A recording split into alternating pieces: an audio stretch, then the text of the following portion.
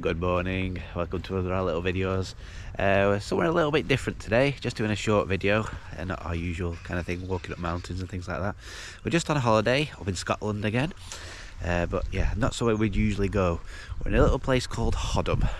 So we're just going to do a little review of Hoddom itself, tell you about what's around here and some of the main features of the place, and just tell you about the area. So Hoddom is in Dumfries and Galloway. Now anybody who watches our videos on a regular basis will know when we go to Scotland we usually head for the mountains up in the north, but for a few different reasons we've ended up in Dumfries and Galloway. I might go on to that a bit later, but we're staying in a beautiful house. I'll just show you, it's just over my shoulder. So that is called Hoddom West Lodge. It was a bit of a last minute booking. It's February half term at the moment, so everybody was booked up, so we just had to find somewhere at last minute.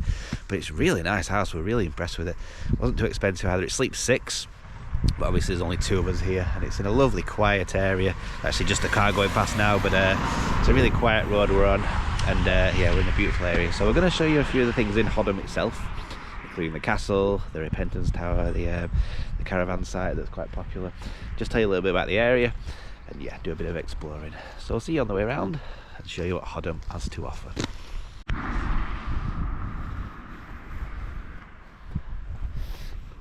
So we're just walking up the lane towards the tower and the caravan park. But one thing we've noticed while being here is the amount of snowdrops. You can just see them there. Beautiful. And there's like literally, you might not be able to see them through the trees, but there's carpets of them in the woods. And we were saying we've never seen so many, just called snowdrops. Never seen so many snowdrops. So yeah, really pretty. So yeah, so now we're just going to go up to what is known as the Repentance Tower. We've not been up here yet, so we're going to go and have a look at it, and then tell you a little bit about what the Repentance Tower actually is.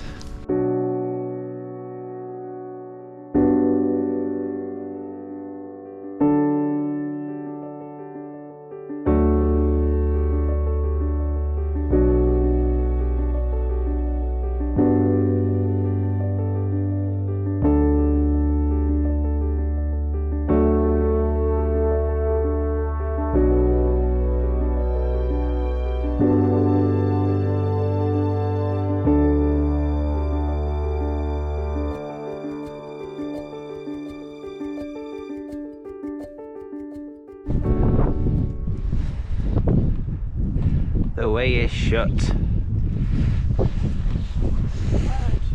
So we've made it up to the Repentance Tower. It's beautiful up here. Bit of a cold breeze, but yeah, I'll just show you what we can see. There you go, there's the tower itself. So this was built in the 1600s apparently, as it's kind of an extension of the castle, and it's basically a watchtower. So we're up on a hill, I'll show you that in a second.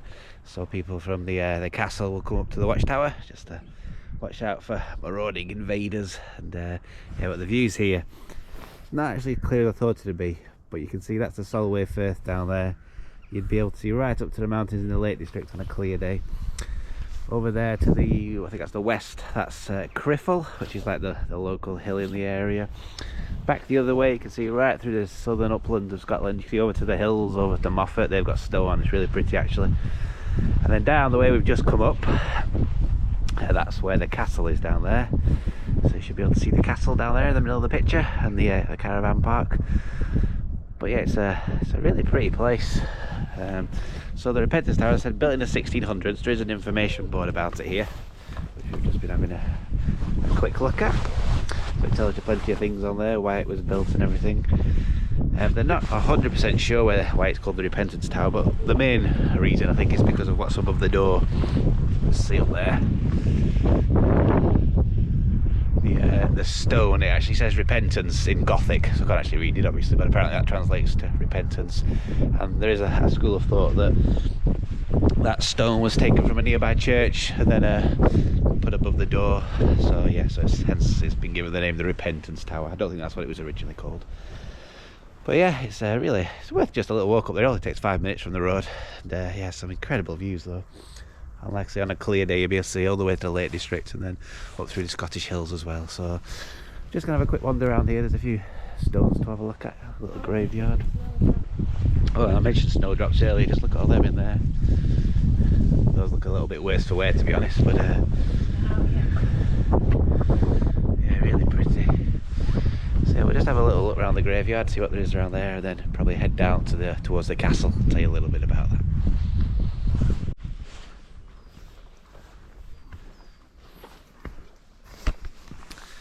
So we've just come down from the Repentance Tower and we've just found ourselves on a little path heading through the woods, making our way down to the actual caravan park. Important point about this, it is February at the moment and the caravan park is shut, so it's very, very quiet. It's actually been really nice just being able to walk from our house down the lane through the caravan park past the castle and not see anybody around. Obviously in the spring, summer, when it's in season, it will be very busy around here, so it'll be a completely different ball game if you are staying in the area. But of course I think most people here do stay on the park itself, so yeah, it's got a good reputation though, this caravan park. We had a look at it. It's reasonably priced as well. There's some what do you call them, pods on there, some little yurts and lots of caravans, and they all look quite nice, static caravans. I think you can do touring caravans as well, so you can bring your own here. So we'll just have a wander through the caravan park, just show you around a little bit and make our way down to the castle.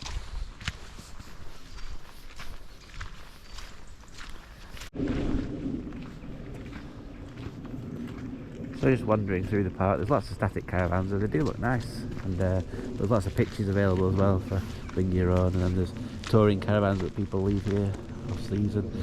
But it's a really pretty little thing. It's quite private as well with the trees, so yeah, really nice. But you can see the castle there just over Michelle's shoulder, so we'll make our way down to that now and have a look. So just making our way down through the caravan park. There's a little play area, not the best maybe, but not too bad. I think it'll probably be spruced up a little bit for when the season starts. All the swings are missing at the moment. You can see the castle there. Just a little bit about the castle. Built in the 16th century. The main part of the castle anyway, but the family who owned the castle were here from the 12th century, I think, the 1100s.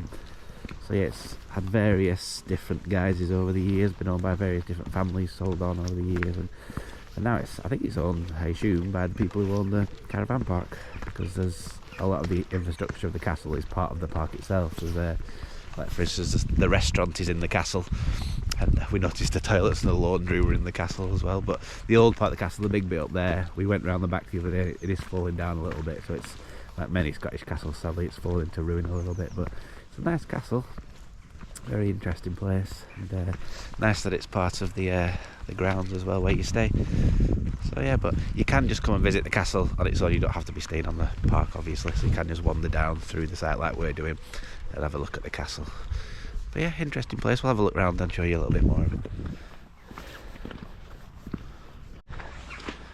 Just coming over the old bridge. Just worth mentioning, there's a golf course here which is part of the site. It's not the best, it's just a 9-hole. You can just see it starting down there, it just says golf course rules there.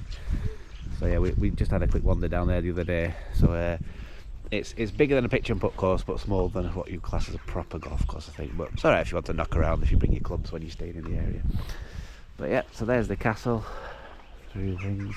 I'm not sure how much you can go into it, but obviously the bits where the restaurant is and stuff, you go into there. But I'm not sure if you can actually go into the main section. Have a little look. Yeah, it's an impressive building, isn't it? Like I say, like many of the Scottish castles, it has fallen into ruin a little bit.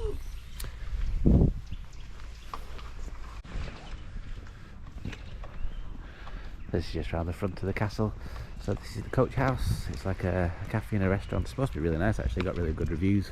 When we booked the place, thought we'll be able to go in there for our meals, but yeah, obviously everything's shut up at this time of year. In fact, you can see the opening times there. So you've got March to June, July to August, September to November. So December, January, February, shut. So yeah, we're here, but we're glad really, because it's been lovely and quiet, so usually there'll be lots and lots of people around. So yeah, so that's the coach house. So if you are staying in the area, you can come here. I assume you can just come here for a meal without actually staying on the site. Just yeah, nice bar and restaurant as part of the castle. So yeah, and these are the little yurts down there, you can see the blue ones, and then the pods as well. So if you don't want to stay in a caravan, you've got them. I think it was £70 a night to stay in a pod. I'm not sure about the prices for the places, but not too expensive, I don't think. So yeah, so we're just going to wander back through here, back towards our house now. So Michelle's just having a nosy at the pods. Why not while we're here? Because there's nobody around, so it's been quite good fun exploring the site.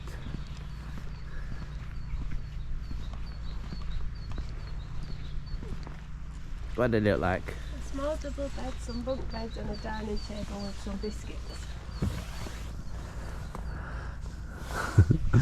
Don't know if you can see through there, but a small double bed, some bunk beds, so you can actually have a family in there, and some biscuits randomly. And a dining table. Oh, and a dining table. So, so she's just going to look in the little yurt as well. So our house is just kind of back through them trees, way around over there, about half a mile away.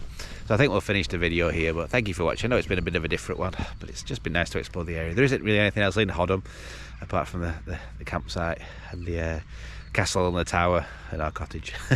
But it's a really nice area to visit, and we've really enjoyed our stay. We've only been here a few days, so we've still got a few left. And we've got sunshine, you know, we've had weeks and weeks of rain, so it's really nice to get some sunshine finally. So we've been very lucky with the weather. So yeah, so thank you for watching the video. If you'd like to leave a comment and subscribe to the channel, that'd be fantastic. And next time we'll hopefully be back up in the mountains, or maybe doing a review of a little town. Oh, Michelle's coming over. They're just kitchens. Oh. They're not sleepable in. They're just kitchens apparently. Strange, isn't it? Anyway, yes, thank you for watching. And yeah, we'll see you on our next adventure.